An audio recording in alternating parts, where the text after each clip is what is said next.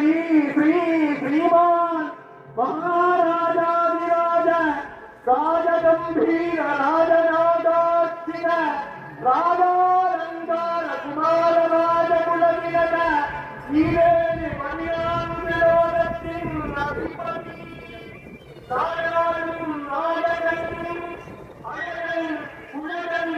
ஆனந்த சித்தன் நல்லூர்பதி காவலன் நல்லூர்